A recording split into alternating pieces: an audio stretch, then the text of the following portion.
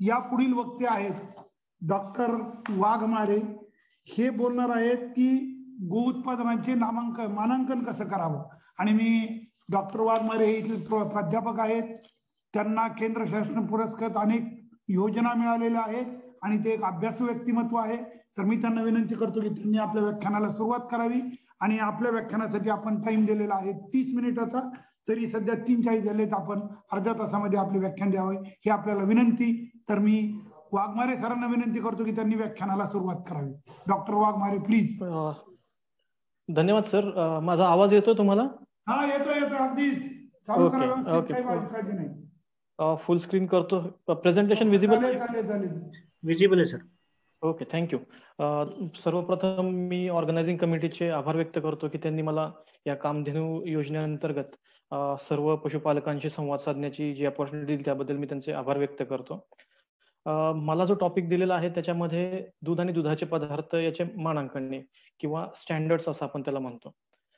जेव्हा एखादा rules regulations असतात तर त्या रूल्स रेग्युलेशन्स बनवताना एक दूध आणि दुधाचे पदार्थ, परत किंवा मांस आणि मांसाचे पदार्थ, तेलाचे पदार्थ, असं वेगवेगळ्या पद्धतीने त्याला स्टँडर्ड्स तयार केले गेले असतात. आणि त्या सगळ्यांचे रूल्स रेग्युलेशन्स एक सेंट्रल गव्हर्नमेंटची जी बॉडी असते ते बनवते, ज्याला आपण food safety standard authority of India असं म्हणतो. तर मिल्क आणि मिल्क प्रॉडक्ट किंवा दूध आणि दुधाचे पदार्थ याच्यात कोणकोणते वेगवेगळ्या प्रकारचे रूल्स रेग्युलेशन्स आहेत ते आपण थोडक्यामध्ये त्याची आज माहिती घेऊया.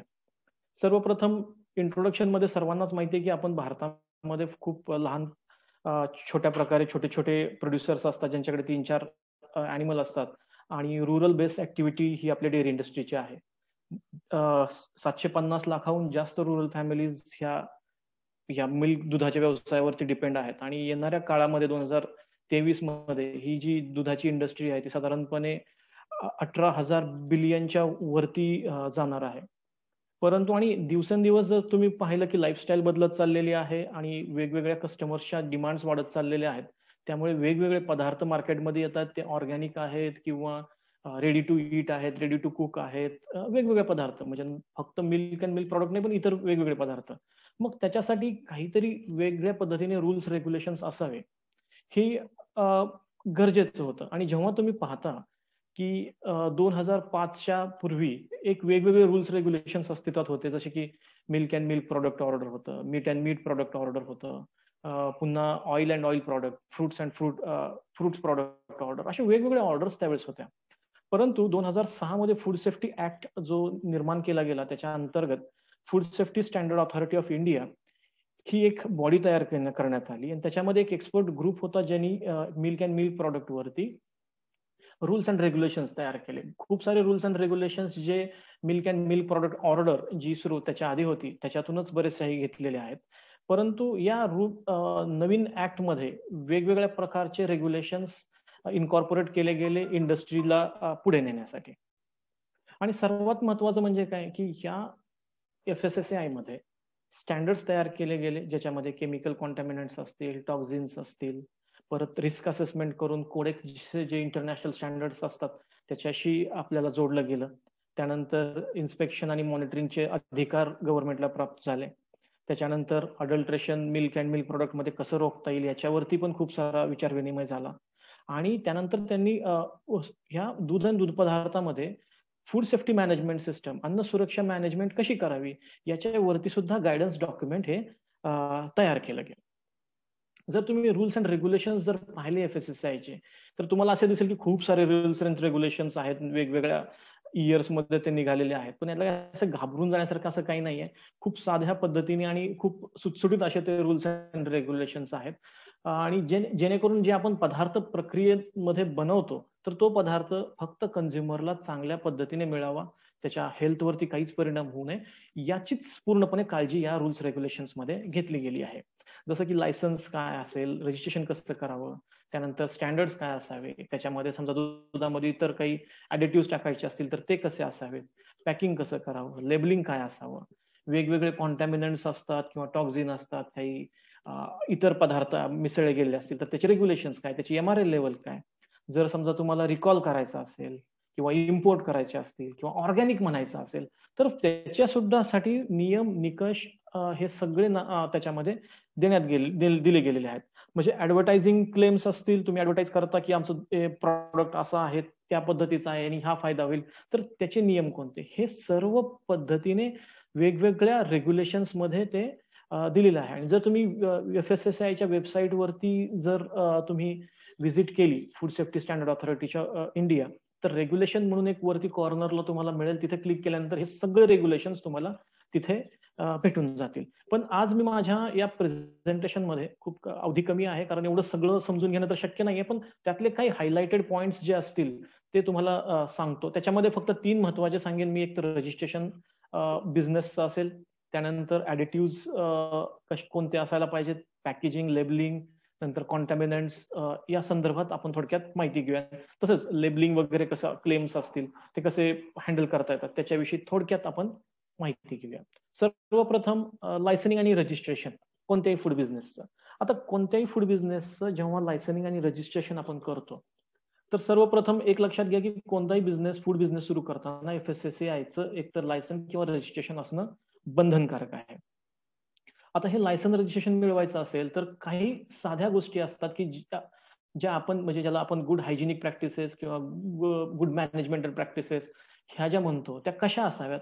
तर हे जे आहे ते शेड्यूल 4 जो आहे FSSAIचा, ज्यामध्ये लायसनिंग अँड रजिस्ट्रेशनचा, तर त्याच्यामध्ये खूप चांगल्या पद्धतीने स्वच्छता आणि हायजीन कशी बाळगावी याविषयीच्या सर्व काही गोष्टी त्याच्यामध्ये मेन्शन केलेल्या आहेत. जर त्याच्यामध्ये मिल्क अँड मिल्क प्रॉडक्टचा जर विचार केला तर पार्ट 2 आणि पार्ट 3 याच्यामध्ये जे काही नमूद केलेल्या बाबी असतील तर त्या सर्वप्रथम आपल्याला अंगीकाराव्या लागतील आणि त्याच्यानुसारच आपलं जे छोटंसं प्रोसेसिंग युनिट असेल किंवा आपला जो छोटा व्यवसाय असेल तर त्यानुसार करावा लागेल. जेणेकरून म्हणजे बाबा आपण ह्याच्यामध्ये वेगवेगळ्या गोष्टी दिलेल्या आहेत की बाबा साधारणपणे तुमची जागा कशी असावी, कुठे असावी, फ्लोअर कसा असावा, भिंतींना टाईल्स लावलेल्या असाव्यात, गटर असावे, पेस्ट मॅनेजमेंट कशी करावी, साफसफाई कशी ठेवावी, वर्कर्सचे गुण काय असावेत, म्हणजे बिझनेस करताना कोणत्या गोष्टींचा विचार करा, स्वच्छतेच्या विषयी विचार करावा, ह्या सर्व गोष्टींच्या विषयीची पूर्णपणे माहिती आपणास या लायसनिंग अँड रजिस्ट्रेशनच्या शेड्यूल 4 आणि पार्ट 2 आणि पार्ट 3 मध्ये मिळेल. पार्ट 3 हा स्पेसिफिकली मिल्क अँड मिल्क प्रॉडक्टसाठी दिलेला गेला आहे आणि पार्ट 2 जो आहे तो सर्व प्रकारे म्हणजे सर्व प्रकारच्या फूड बिझनेससाठी जनरलाइज वे मध्ये तिथे दिला गेलेला आहे. त्यानंतर लायसन किंवा रजिस्ट्रेशन हे कसं चूज करायचं, तर 3 गोष्टी आहेत. एक तर स्टेट लायसन असतं किंवा सेंट्रल लायसन असतं किंवा रजिस्ट्रेशन असतं. सेंट्रल लायसन कोणाला की जे 50,000पेक्षा दररोज जास्त मिल्क हँडल करतात त्यांनी सेंट्रल लायसन त्यांना घ्यावं लागेल. स्टेट लायसन मध्ये पण 2 प्रकार आहेत, जे 10,000 आणि 50,000च्या मध्ये लिक्विड मिल्क हँडल करतात किंवा 501 ते 2,500 मेट्रिक टन एवढं मिल्क सॉलिड हँडल करतात आणि 500 ते 10,000 यामध्ये जे काही लिक्विड मिल्क हँडल करतात त्यांना स्टेट लायसन दिलं जातं दुसऱ्या नंबरचं. आणि रजिस्ट्रेशन कुणाला की ज्यांचं मिल्क हँडलिंग एका दिवसाचं साधारणपणे 500 लिटर आहे आणि ते स्वतःचा इंडिव्हिज्युअल व्यवसाय करतात, तर अशांना साधारण किरकोळ अन्न विक्रेते असं म्हणलं जातं किंवा किरकोळ अन्न पदार्थ प्रक्रिया करणारे फर्म्स असं म्हणलं जातं. पण ह्याच्यामधून पण जर एखादा व्यक्ती जर आपलं दूध तयार करून ते दूध सोसायटीला जर देत असेल तर त्या व्यक्तींना या रजिस्ट्रेशन पासून सूट दिली आहे. परंतु जर सोसायटी फॉर्म झाली असेल तर सोसायटीनी मिल्क हँडलिंग साठीचं FSSAIचं लायसन्स घेणं गरजेचं आहे. आता ह्याला फीज वगैरे किती असते, साधारणपणे 100 रुपये रजिस्ट्रेशनची फीज येते. स्टेट लायसन घ्यायचं असेल तर 5,000 आणि 3,000 2 कॅटेगरीज मध्ये आणि 7,500 हे साधारणपणे म्हणजे जर सेंट्रल लेवलचं लायसन तुम्ही घेत असाल तर त्याला लागते. तर याच्यासाठी काय करायला लागेल, तर साधी गोष्ट सांगतो की फॉस्कॉस एक नावाची वेबसाईट आहे ज्याच्यामध्ये FDAचं रजिस्ट्रेशन केलं जातं किंवा आपल्या इथे लोकल काही नेट कॅफे असतात की जिथे लायसन्स रजिस्ट्रेशन करून जातं. 3 गोष्टी लागतात. एक तर तुमचा ओळखपत्र लागतं ज्याच्यावर तुमचा ऍड्रेस आहे वगैरे, त्यानंतर तुमची जागा कुठे आहे त्याची लिगल डॉक्युमेंट्स लागतात. एक तर NOC लागेल तुम्हाला बिझनेस सुरू करण्यासाठी, तुमच्या म्युनिसिपल कॉर्पोरेशन असेल किंवा ग्रामपंचायतची, तुमचा फोटो आणि एक आधार कार्ड किंवा म्हणजे तुमच्या ऍड्रेसचा पुरावा, एवढ्या गोष्टी जरी असल्या आणि फक्त तुम्ही 100 रुपये फी भरून जर तुमचा बिझनेस 500 लिटरच्या खाली असेल तर तुम्ही तुमचं लायसन्स तिथून रिन्यू करून घेऊ शकता. साधारणपणे 7 दिवसामध्ये तुम्हाला त्याचे क्वेरीज येतात. 7 दिवसात क्वेरीज नाही आल्या तर 30 दिवसामध्ये तुम्हाला तुमचं लायसन्स तिथून लायसन्स म्हणण्यापेक्षा रजिस्ट्रेशन तुम्हाला त्यांच्याकडून मिळेल. म्हणजे तुम्हाला ते लायसन्स नंबर त्या FSSAI कडून रजिस्ट्रेशन नंबर तुम्हाला दिला जातो आणि तो तुम्ही तुमच्या लेबलवरती छापू शकता, जेणेकरून तुम्हाला FSSAI ला स्ट्रेस आउट तुम्हाला ट्रेस करायला सोपं जातं.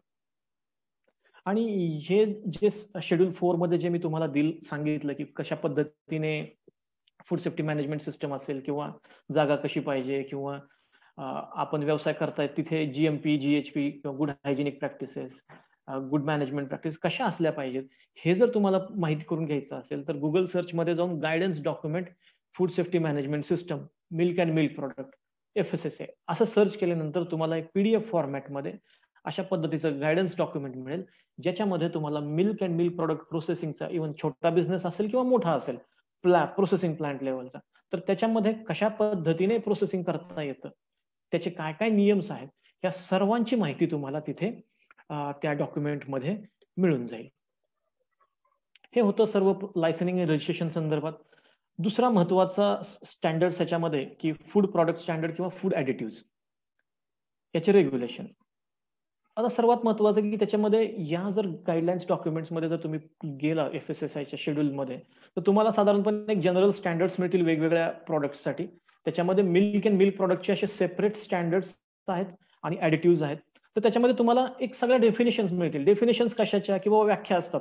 मिल्क म्हणजे काय, खवा म्हणजे काय, पनीर म्हणजे काय, tone milk, double tone milk, अशा वेगवेगळ्या प्रकार आहेत ना. तर त्याची खरी डेफिनेशन काय, त्याच्यात SNF किती पाहिजे, फॅट किती पाहिजे, अशा पद्धतीने त्या डेफिनेशन्स तिथे दिलेल्या आहेत.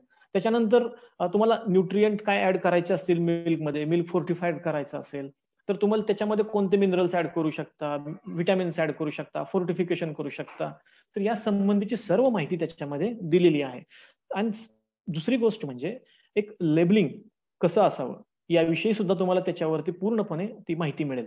किंवा तुम्ही प्रीबायोटिक, प्रोबायोटिक जर मिल्क प्रॉडक्ट बनवत असाल, डेअरी प्रॉडक्ट, तर त्याच्यामध्ये असणारे घटक कोणते, कशाला प्रीबायोटिक म्हणायचं, कोणते प्रोबायोटिक आहेत, तर ते कोणते मिक्स करायचे मिल्कमध्ये जेणेकरून तुम्हाला वेगवेगळे फर्मेंटेड प्रॉडक्ट्स मिळतील, या संबंधीची पूर्ण माहिती तिथे दिलेली आहे.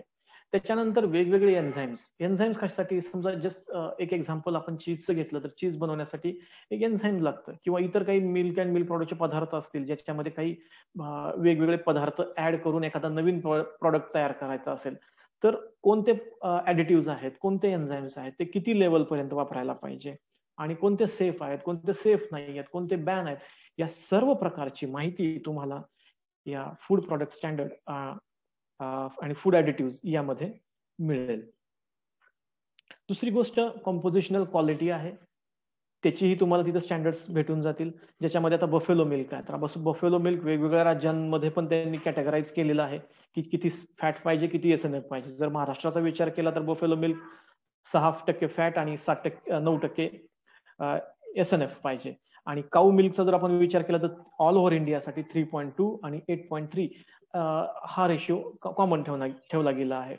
तसेच वेगवेगळे मिल्कचे प्रॉडक्ट जसे की स्वीट कंडेन्स मिल्क आहे, स्किम मिल्क पासून बनणारे पदार्थ आहेत, त्याच्यामध्ये साखर टाकलेले, न टाकलेले, आणि त्याच्यामध्ये मग फॅट किती पाहिजे, सॉलिड किती पाहिजे, SNF किती पाहिजे, किती नाही, याविषयीचे क्लिअर कट गायडन्स आणि क्लिअर कट व्हॅल्यूज तुम्हाला तिथे मेन्शन केलेल्या दिसतील. जेव्हा तुम्ही एखादा प्रॉडक्ट बनवता तर तुम्हाला ते पाहणं गरजेचं आहे की आपला प्रॉडक्ट त्या कॅटेगरीमध्ये मोडतो का, मग आपल्या प्रॉडक्टचं साधारणपणे तेवढं फॅट पर्सेंट आहे का, तेवढी शुगर आहे का, किंवा त्याच्यामध्ये SNF तेवढा आहे का, हे आधी तुम्हाला स्टँडर्डाइज करून घ्यावं लागेल आणि त्यानंतरच तुम्हाला ती कॉम्पोजिशनल क्वालिटी त्या प्रॉडक्टची डिफाईन करावी लागेल. त्याच्यानंतर जसं मग सांगितलं की वेगवेगळे ॲडिटिव्ह असतात जे दूध आणि दूध पदार्थामध्ये टाकले जातात वेगवेगळे पदार्थ बनवण्यासाठी. आता त्याच्यात मग त्याची लेवल काय किंवा किती मॅक्झिमम लेवल पर्यंत तुम्ही टाकू शकता, त्याचा रेफरन्स काय.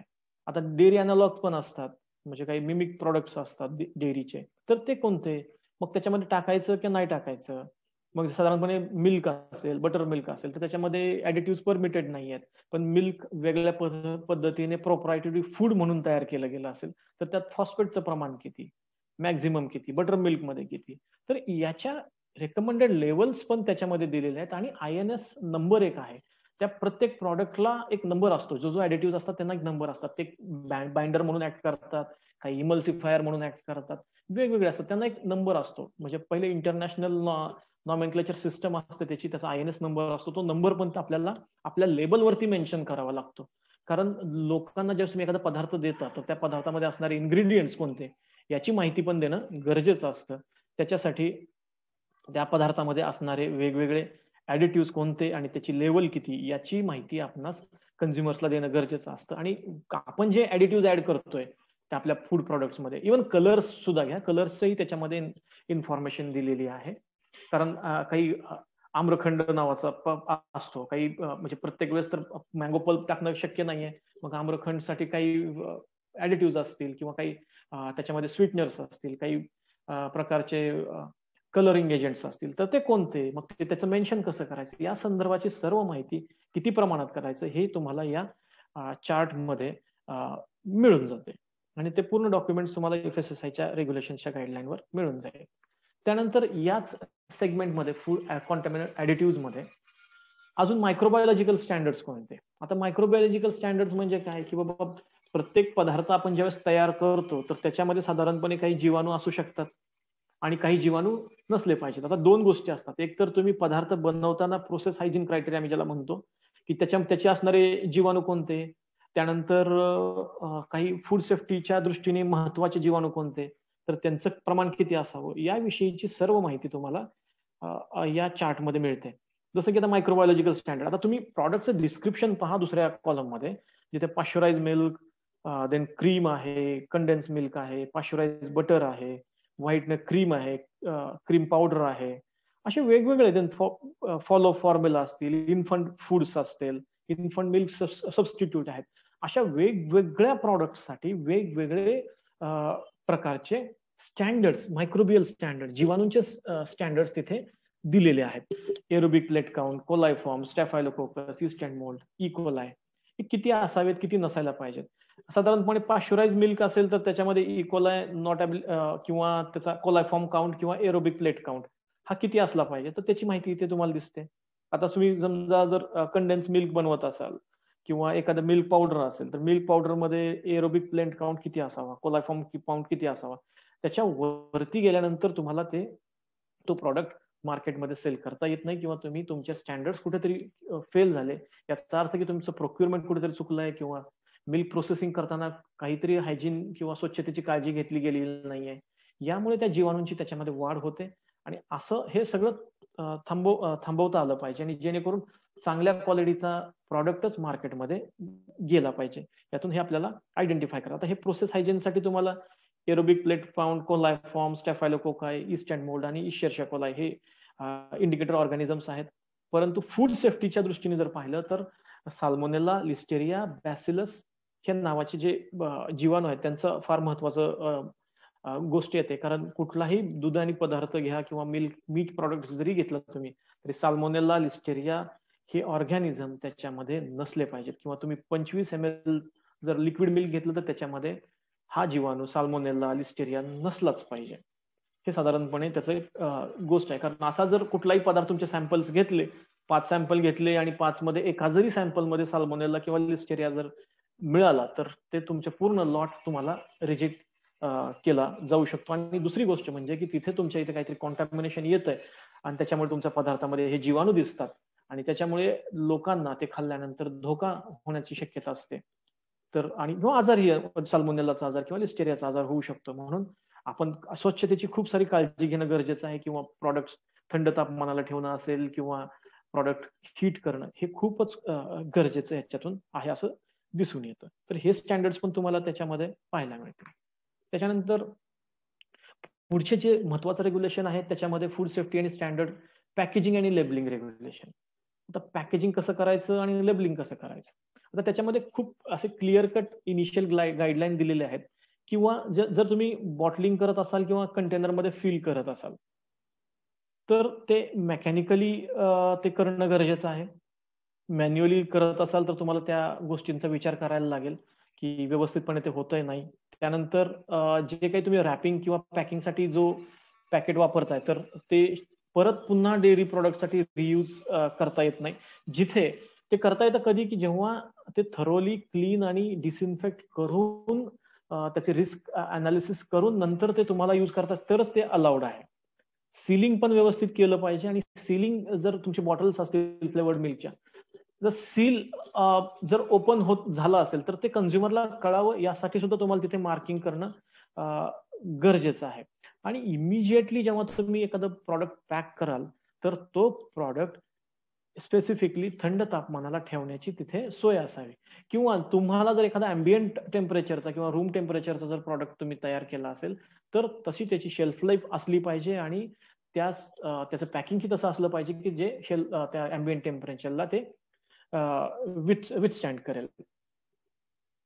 त्यानंतर सर्वात महत्वाचं की ज्यावेळेस तुम्ही एखादा प्रॉडक्ट बनवाल, पॅकिंग कराल आणि लेबलिंगसाठी तुम्ही त्याच्यावरती काही माहिती लिहित असाल तर सर्वात महत्वाचं मी तुम्हाला इथं सरळ साधा एक सांगेन की चांगल्या ब्रँडेड क्वालिटीच्या प्रॉडक्ट्स तुमचा जो प्रॉडक्ट असेल त्याच्याशी संदर्भ असणारं सगळं त्याचं लेबलिंग इन्फॉर्मेशन आधी वाचून घ्या तुमचं लेबल तयार करण्याआधी आणि त्याच्यानंतर तुमचं लेबल बनवायला घ्या. आणि त्याच्यामध्ये सर्वात महत्वाचे मुद्दे जस्ट मी तर सांगतो की बाबा प्रॉडक्टचं नाव असेल, त्याच्यामध्ये असणारे घटक असतील, त्यानंतर तुमचा फूड कॅटेगरीचा नंबर काय, त्याची न्यूट्रिशनल इन्फॉर्मेशन. न्यूट्रिशनल इन्फॉर्मेशन द्यायची कशी तर पहिलं तुमचं सॅम्पल जे आहे प्रॉडक्टचं तर ते NABL ॲक्रेडिटेड लॅब मधून अनालाइज करून घ्यावं लागेल आणि त्यानंतरच तुम्हाला त्याच्यामध्ये बाबा प्रोटीन एवढं आहे किंवा कॅल्शियम एवढं आहे किंवा एनर्जी एवढी आहे, फॅट एवढी आहे, हे सगळं तुम्हाला डिक्लेअर करता येईल. नंतर प्रॉडक्ट व्हेज आहे, नॉन व्हेज आहे, त्याचा लोगो म्हणजे नॉन व्हेज असेल तर ब्राऊन लोगो असतो तुम्हाला माहिती आहे, ग्रीन असेल तर तो व्हेज लोगो असतो. त्यानंतर तुमचं कंपनीचं नाव, मॅन्युफॅक्चरिंग ऍड्रेस, बरोबर. त्यानंतर किती क्वांटिटी आहे, वेट किती आहे, लॉट कोणता, बॅच कोणता, त्यानंतर डेट ऑफ मॅन्युफॅक्चरिंग असेल, पॅकिंगची डेट असेल, best before, best use by date. Suppose import करून जर तुम्ही रिपॅक करत असाल तर इम्पोर्टिंग कंट्री कोणती आणि नंतर पॅकिंग केलेले त्याचे डिटेल्स तुम्हाला द्यावे लागतील.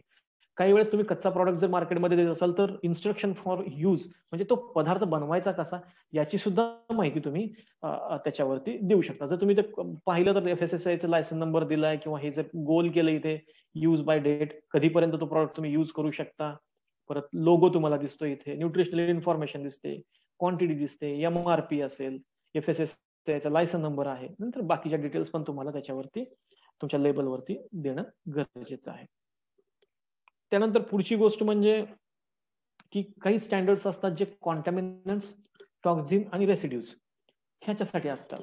आता कॉन्टॅमिनंट्स म्हणजे काय की इंटेन्शनली कुणीही आपल्या पदार्थामध्ये जाणून बुजून काही ऍड करत नाही, परंतु नॉन इंटेन्शनली ज्यावेळेस तुम्ही पदार्थ तयार करत असता तर काही प्रमाणामध्ये इतर घटक त्याच्यामध्ये ऑटोमॅटिकली येऊ शकतात. म्हणजे मॅन्युफॅक्चरिंग करताना, प्रोसेसिंग करताना, ट्रीटमेंट करताना, पॅकिंग करताना, ट्रान्सपोर्ट करताना.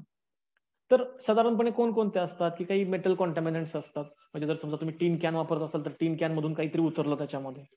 रेसिड्यू वेगवेगळ्या प्रकारचे असतात, म्हणजे pesticide residue, antibiotic residue, heavy metal residue.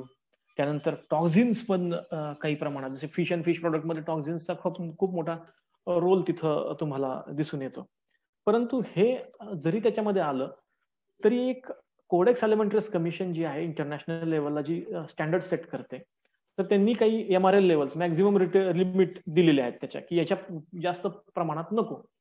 तर FSSAIनी पण साधारणपणे रिस्क अनालिसिस केलं आहे आणि त्याच्यानंतरच म्हणजे कोडेक्सच्या ज्या काही गाईडलाईन्स आहेत या संदर्भातल्या त्या basically as it is accept जवळपास केलेल्या आहेत.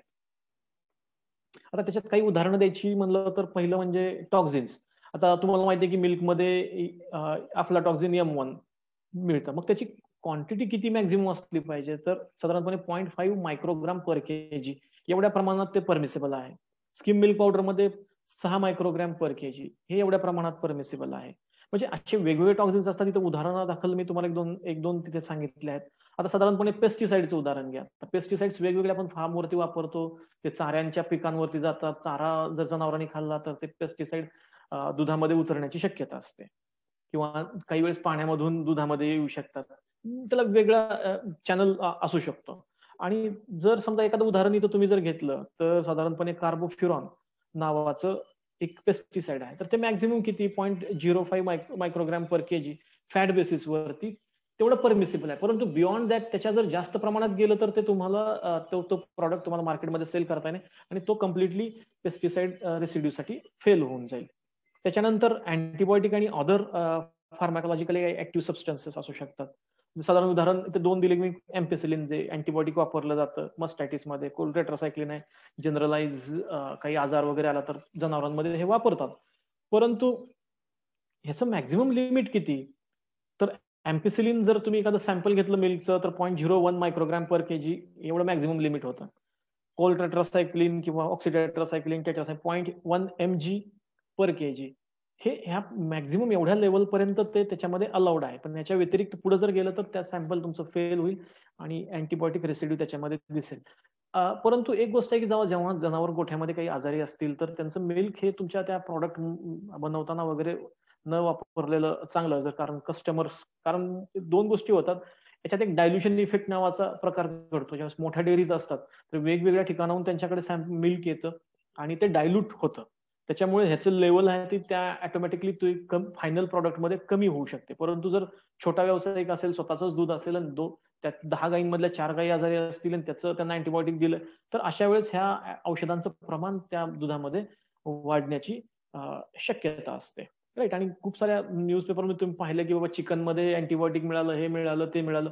परंतु असं काही नाही की दुध पदार्थामध्ये सुद्धा अँटीबायोटिकचा रेसिड्यू मिळू शकतो. जसं की इथे दिलेलं आहे की study finds pesticide in milk, न्यूजपेपरमध्ये आलेलं आर्टिकल आहे. तर अशा पद्धतीने साधारणपणे ह्याचे जे स्टँडर्ड्स आहेत कॉन्टॅमिनंट्स, टॉक्झिन अँड रेसिड्यूचे, हे तुम्हाला त्या स्टँडर्ड्समध्ये मिळतील. आणि वेगवेगळ्या प्रकारच्या पेस्टिसाइड्स, वेगवेगळ्या प्रकारचे अँटीबायोटिक, त्याचा विड्रॉल पिरियड असतो, त्या सगळ्या प्रकारची माहिती ह्या रेग्युलेशन्समध्ये तुम्हाला मिळेल. त्यानंतर सर्वात पुढचं म्हणजे की ऍडव्हर्टाइजमेंट आणि क्लेम. बराच वेळा आपण म्हणतो की हे मिल्क, ते मिल्क ह्या पद्धतीचं आहे, A1 आहे, A2 आहे, किंवा ट्रॅडिशनल आहे, ऑथेंटिक आहे, प्युअर आहे, रिअल आहे, असे वेगवेगळे शब्द वापरतात. परंतु कन्झ्युमर प्रोटेक्शन ऍक्ट 1986 कन्झ्युमर्सला काही राईट्स दिले गेलेले आहेत. He should know the product. त्याला सगळं फॉल्स ऍड्स काही असतील तर त्याच्या अगेन्स्ट त्याला बोलण्याचा अधिकार आहे. जर साधारणपणे FSSAIचे रूल्स रेग्युलेशन जर तुम्ही पाहिले तर तिथे तुम्हाला ह्या ऍडव्हर्टायझिंग आणि फॉल्स क्लेम मध्ये पूर्ण डिटेल्स त्याच्यामध्ये दिले. आता त्याच्यामध्ये जर समजा काही ब्रँड नेम दिला असेल, ट्रेडमार्क दिला असेल आणि त्याच्यामध्ये काही तुम्ही लोगो वगैरे लोकांना अट्रॅक्ट करण्यासाठी ठेवला असेल तर तिथे तुम्हाला मेन्शन करावं लागतं की हे फक्त ब्रँड नेम आहे, ट्रेडमार्क आहे आणि पिक्चर आहे आणि not represent the true nature, म्हणजे ते त्याच्यासारखं आतमध्ये नाहीये, हे आधी पहिलं मेन्शन करावं लागतं. ठीक आहे. आणि जर फॉल्स ऍडव्हर्टाइजमेंट जर कोणती कंपनी करत असेल त्यांच्या प्रॉडक्टचं तर साधारणपणे 10 लाख रुपयापर्यंत त्यांना फूड FSS ऍक्ट 2006 प्रमाणे त्यांना दंड होऊ शकतो. आता हेल्थ क्लेम पण केले जातात की आमचं प्रॉडक्ट चांगलं आहे, हे चांगलं आहे, ते चांगलं आहे. आता मी हे जनरलाइज सांगतोय कारण फक्त मिल्क अँड मिल्क प्रोडक्ट नाही तर सगळ्याच प्रॉडक्ट्सला हा रूल्स रेग्युलेशन ऍड होतात. आता साधारणपणे आपण बऱ्याच वेळा A1 A2चं तिथे म्हणतो, परंतु जर तुम्ही FSSAIच्या गाईडलाईन्स मध्ये गेला तर तिथे कुठेच तुम्हाला A1 A2 असं डिमार्केशन कुठल्याच रूल्स रेग्युलेशन मध्ये दिसणार नाही. हा, परंतु तुम्ही मान्य म्हणत असाल त्याच्यामध्ये असा प्रॉडक्ट आहे तर first you have to justify your claim with the laboratory and scientific reports. ते दिल्यानंतरच तुम्हाला तो क्लेम करण्याचा अधिकार राहतो. त्याच्यामध्ये पण जर तुम्ही हेल्थ क्लेम करत असाल की माझ्या प्रॉडक्टमुळे हे होतं, इम्युनिटी वाढते, हे वाढते, तर सर्वप्रथम त्या प्रॉडक्टमध्ये असणारी न्यूट्रिएंट्स किंवा इन्ग्रेडियंट त्याचा फिजिओलॉजिकल रोल काय आहे, क्वांटिटी किती आहे. म्हणजे एखादा तुम्ही म्हणता की omega-3 फॅटी ऍसिड्स आमच्या प्रॉडक्टमध्ये आहेत, तर 100 ग्रॅमला किती फॅटी ऍसिड्स आहेत, तर त्याचा NABL ऍक्रेडिटेड लॅबकडून रिपोर्ट आहे का, नाहीये, हे महत्वाचं क्लेम करण्याआधी. त्यानंतर किती लेवल पर्यंत ते खाण्यासाठी योग्य आहे, परत कोणत्या ग्रुप टार्गेट आहे, म्हणजे लहान मुलांसाठी आहे का, मोठ्या माणसांसाठी आहे का, वयोवृद्धांसाठी आहे का, त्यांच्यासाठी नाही आहे, हे पण तिथे मेन्शन करावं लागतं. आणि करंट रिलेव्हंट सायंटिफिक डॉक्युमेंट्स तुम्हाला प्रोड्यूस करावे लागतात जर तुम्हाला कोणतं क्लेम करायचा असेल तर. आता त्याच्यासाठी प्रोसिजर तुम्ही म्हणाल की काय करता येईल. आता पहिलं म्हणजे की काय क्लेम करताय, त्यानंतर कोणता इन्ग्रेडियंट आहे त्याच्यामध्ये किंवा जो तुम्ही ज्याच्यासाठी तुम्ही क्लेम करताय, व्हॅलिडेटेड मेथड ऑफ अनालिसिस, कोणत्या मेथडने तुम्ही तो अनालिसिस केला, NABL accredited लॅब मध्ये केलाय का, त्याची सायंटिफिक इन्फॉर्मेशन तुमच्याकडे आहे का, त्यानंतर की ज्या क्लेम्स त्याच्यामुळे होतो, आणि क्लेम हा क्लिअरफुल आहे का, मिनिंगफुल आहे का, की कंझ्युमरला तो अंडरस्टँड होतोय का, आणि त्याच्यानंतर त्या प्रॉडक्टमुळे काही वेगळे इंटरव्हेन्शन ह्युमनच्या बॉडीमध्ये होत आहेत का, याची सगळी युजफुल माहिती तुम्हाला दिल्यानंतरच तो क्लेम तुम्हाला तुमच्या प्रॉडक्टचा करता येतो, अन्यथा करता येत नाही.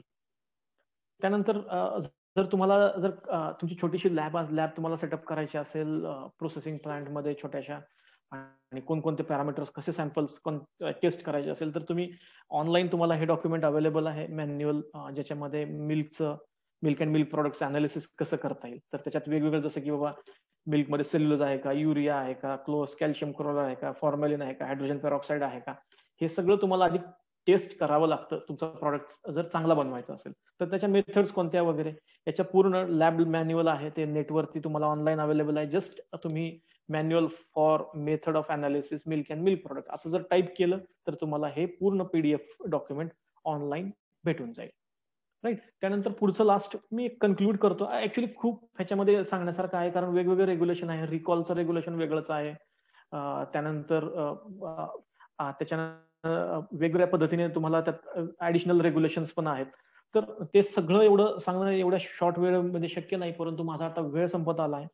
5 मिनिटांमध्ये मी याला 2 मिनिटात कन्क्लूड करतो की सगळ्यात महत्वाचं म्हणजे हे रूल्स रेग्युलेशन्स जे असतात, हे जे फूड बिझनेस, कोणताही food business, not only milk and milk product, हे बनवताना मॅन्युफॅक्चरिंग असेल, प्रोसेसिंग असेल, पॅकेजिंग, स्टोरेज, डिस्ट्रीब्युशन किंवा सप्लिमेंट बनवताना सर्वात महत्वाचं म्हणजे फूड सेफ्टीच्या आस्पेक्टनी विचार केलेला गेलेला असतो, की जेणेकरून कंझ्युमरला त्याच्यामुळे काहीही धोका निर्माण होणार नाही. दुसरी गोष्ट की बाबा कोणताही बिझनेस म्हणजे food business, milk and milk प्रोडक्टचा बिझनेस असेल, तो देशी गाईचा असेल किंवा इतर कोणत्याही दुधाचा जर तुम्हाला बिझनेस करायचा असेल, तर तुम्हाला मिनिमम रिक्वायरमेंट ज्या आहेत बिझनेससाठीच्या म्हणजे शेड्यूल 4 मध्ये पार्ट 1, पार्ट 2 आणि पार्ट 3 मध्ये दिलेल्या, तर त्या तुम्हाला कंप्लाय करणं गरजेचं आहे, जेणेकरून तुम्ही चांगल्या प्रकारच्या हायजिनिक आणि मॅन्युफॅक्चरिंग प्रॅक्टिसेस करू शकता आणि चांगल्या प्रकारचा पदार्थ तुम्ही बनवू शकता, जेणेकरून ग्राहकाला कोणत्याही प्रकारचा धोका होणार नाही. आणि सर्वात महत्वाचं, ग्राहकाचं जर हित तुम्ही जपलं तर ऑटोमॅटिकली आपला बिझनेस पण तेवढ्याच प्रकारे आपण चांगल्या प्रकारे सक्षमपणे पुढे घेऊन जाऊ शकतो. ओके. आणि एवढं बोलून मी माझे प्रेझेंटेशन संपवतो. धन्यवाद. Thank you very much. धन्यवाद डॉक्टर वाघमारे.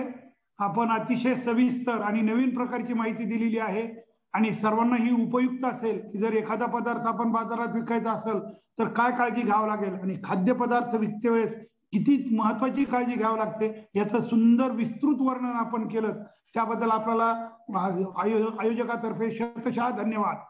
आणि असंच आपलं व्याख्यान खूप उपयुक्त आहे असं आम्हाला वाटते. यानंतर या कक्षाच्या अध्यक्षा, खरं तर ह्या कॉलेजमध्ये हा जो कामधेनू कक्ष स्थापन झालेला आहे त्याची पूर्ण जबाबदारी एक मॅडम सांभाळत आहेत आणि त्यांचं नाव आहे डॉक्टर मीरा साखरे. आणि त्या आता आपल्याला एका विषयाच्या बद्दल माहिती देणार आहेत. तो विषय आहे की आपल्या देशामध्ये गाईच्या बाबतीत किती प्रकारचे पेटंट मिळालेले आणि कुठल्या कुठल्या संस्था त्या गाईच्या बाबतीमध्ये काम करत आहेत याची विस्तृत माहिती छानपैकी तुम्हाला साखरे मॅडम देतील. आणि साखरे मॅडम जर एक कक्ष चालवत आहे त्याच्यावरून तुम्हाला त्यांची जबाबदारी केवढी मोठी हे तुमच्या लक्षात आलं असेल. मी त्यांना विनंती करतो की त्यांनी त्यांचं व्याख्यान द्यावं.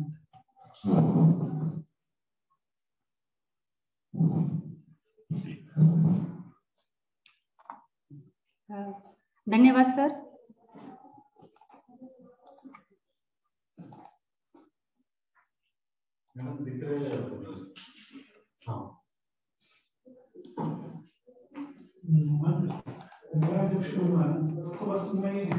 नमस्ते.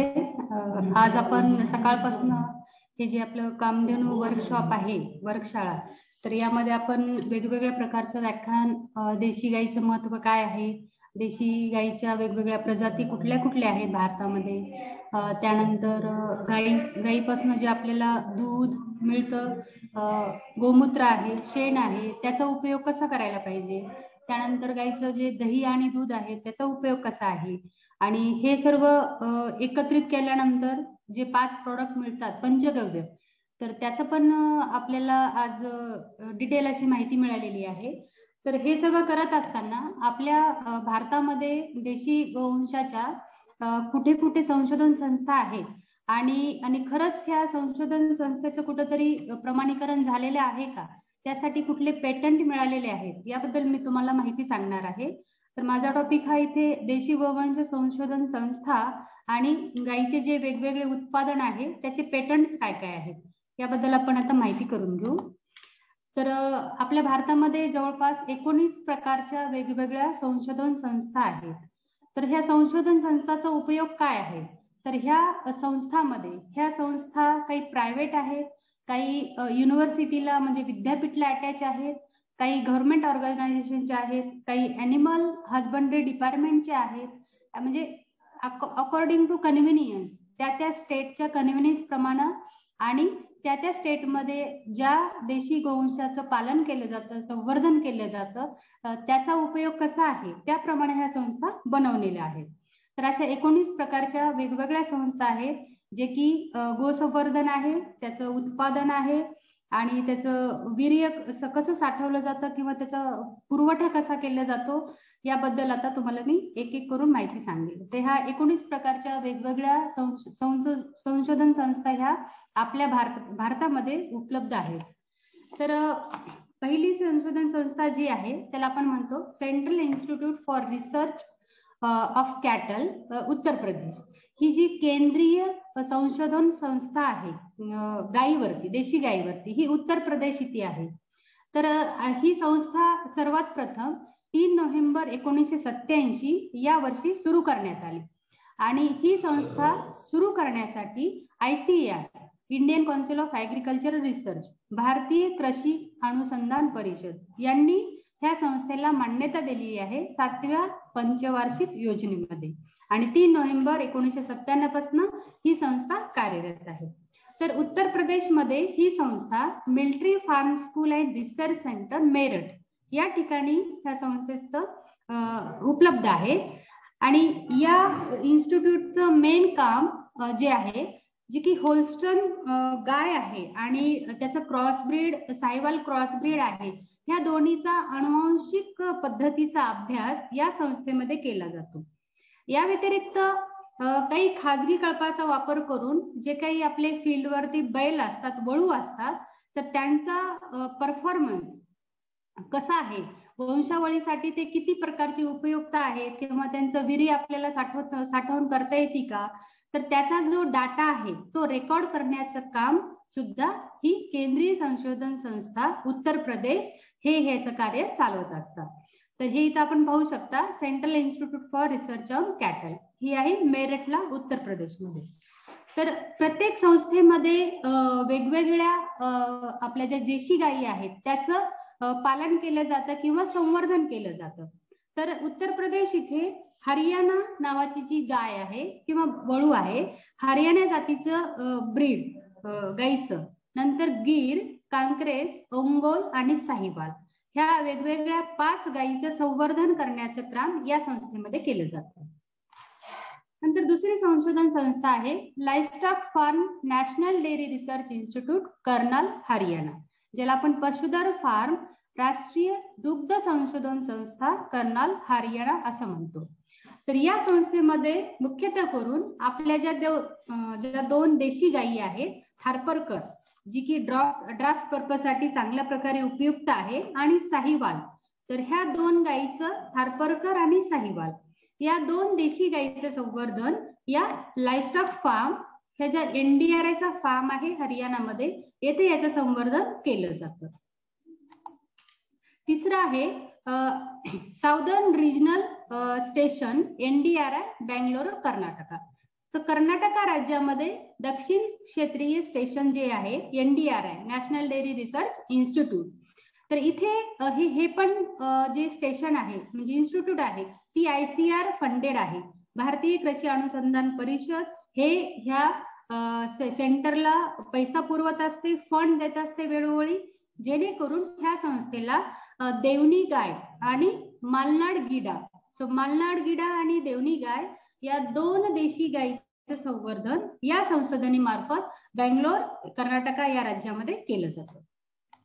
नंतर चौथी आहे संस्था cattle breeding farm Suratgarh, Rajasthan. तर राजस्थानमध्ये सुरतगड येथे मध्यवर्ती गायीचं संगोपन, पालन पोषण इथे केलं जातं. आणि या संस्थेमध्ये मुख्यत्वे करून थारपारकर, तर आपण इथं पाहू शकता की थारपारकर हे ड्रॉफ्ट पर्पज ॲनिमल आहे आणि ह्याचा जो वळू आहे तो असा आपल्याला लांब डौलदार शिंगेदार दिसतो आणि याची गाय अशा टाईपची आपल्याला दिसते. तर थारपारकर या गायीच्या जातीचं संवर्धन हे cattle breeding farm Suratgarh, Rajasthan येथे केले जातं. नंतर आपण पाहू शकतो इथे की central cattle breeding farm Chiplima, Odisha. तर ओडिसा राज्यामध्ये मध्यवर्ती गायीच्या जनावरांचं संगोपन फार्म आहे आणि येथे मुख्यत्वे करून रेड सिंधी, लाल सिंधी नावाचं जी देशी गायीची जात आहे याचं संवर्धन मुख्यत्वे करून केलं जातं. कारण कसं असतं, ज्या भागामध्ये ज्या गायी आढळतात त्या भागामध्ये त्या संस्था वेगवेगळ्या भारतामध्ये बनवलेल्या आहेत. तर हा जो वळू आहे ब्राऊन कलरचा तो रेड सिंधीचा आहे आणि ही लाल गाय आपल्याला दिसत आहे ती रेड सिंधी कॅटल आहे.